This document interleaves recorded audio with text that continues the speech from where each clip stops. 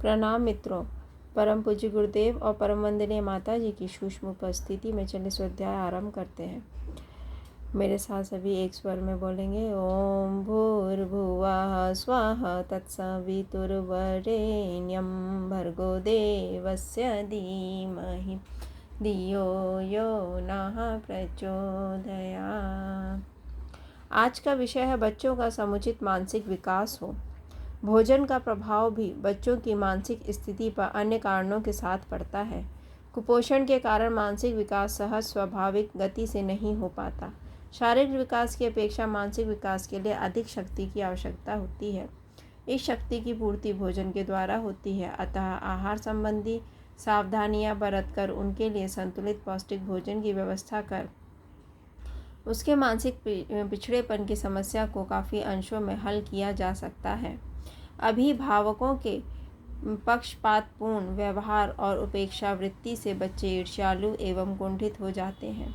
इसका प्रभाव मानसिक संवेगों पर पड़े बिना नहीं रहता। बच्चे अपनी उपेक्षा किए जाने पर उपद्रवी बन जाते हैं। उपद्रव करते रहने पर अभिभावक मारते पीटते और बात बात पर झिड़कते हैं। इन व्यवहारों से बालक में हीन भाव पैदा होते हैं। अभिभावकों का स्नेह तथा उनके द्वारा प्रशंसा मिलते रहने पर बच्चे प्रसन्न रहते हैं। उनकी मानसिक शांति बनी रहती है। उदासी एवं निराशा से मुक्त रहने के कारण मानसिक विकास क्रम प्रारंभ रहता है। सदा से ही अभिभावकों का यह प्रयास रहना चाहिए कि अपनी सभी संतानों के साथ समानता का व्यवहार करें, किसी की उपेक्षा न करें, स्नेह और प्यार सभी को समान रूप से देते रहें।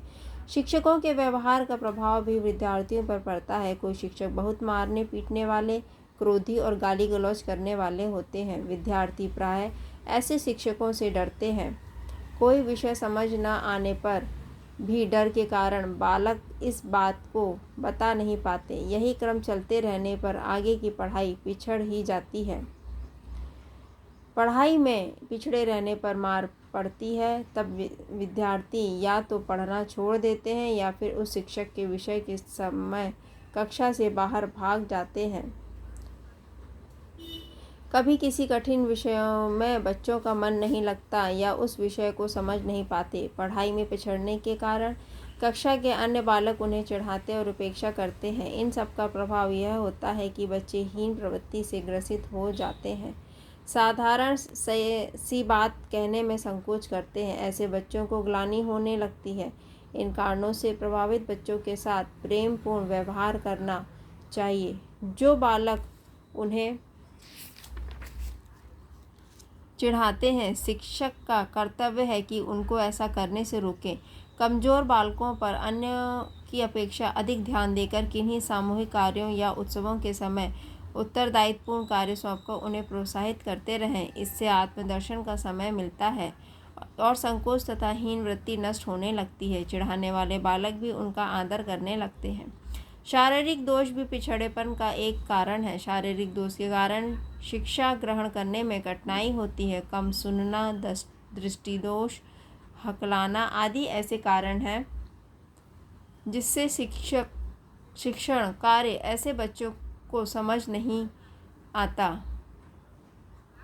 सामान्य बालकों के स्तर से उनका स्तर नीचा रह जाता है। शिक्षक को चाहिए कि शिक्षण करते समय वह ऐसे बच्चों पर विशेष ध्यान दें तथा बीच बीच में उनका निरीक्षण स्वयं करते रहें और प्रश्न पूछते रहें।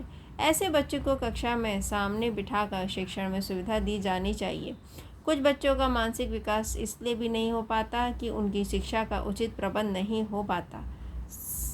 शिक्षा संबंधी कमी रहने पर अभिभावक का कर्तव्य हो जाता है कि बच्चों की शिक्षा का उचित प्रबंध करें। दोषपूर्ण शिक्षा पद्धति भी मानसिक विकास क्रम को प्रभावित करती है। प्रायोगिक कार्यों के हीन सैद्धांतिक शिक्षण के कारण अल्प विकसित बच्चे उसे ठीक तरह से नहीं समझ पाते। क्रमशः वे इस क्षेत्र में पिछड़ जाते हैं।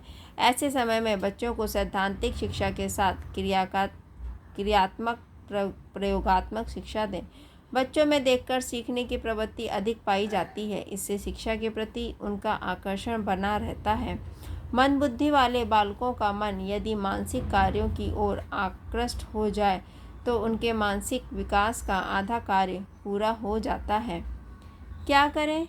मानसिक रूप से पिछड़े बालकों पर व्यक्तिगत रूप से विशेष ध्यान देना अभिभावक एवं शिक्षक का कर्तव्य हो जाता है। उनकी कमजोरी का सही कारण जानकर तदनुरूप व्यवहार करने से उनके प्रति सहानुभूति दर्शाई जाए।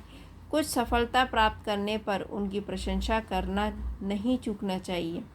प्रशंसा एवं आदर मिलते रहने पर कमजोर बालक आत्मगौरव अनुभव करते हैं। इस प्रोत्साहन एवं प्रशंसा से बालकों का मन विकास की दिशा में अग्रसर होने लगता है। अन्य सामान्य बालकों की अपेक्षा ऐसे बालकों पर विशेष ध्यान की आवश्यकता होती है।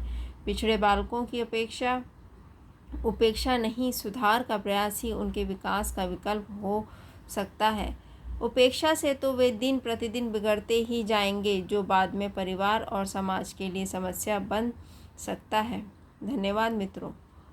ओम द्यौः शांति अंतरिक्षं शांति पृथ्वी शांतिरापः शांतिरोषधयः शांति वनस्पतयः शांतिर्विश्वे देवाः शांति ब्रह्म शांति सर्वं शांति शांतिरेव शांति सामा शांतिरेधि।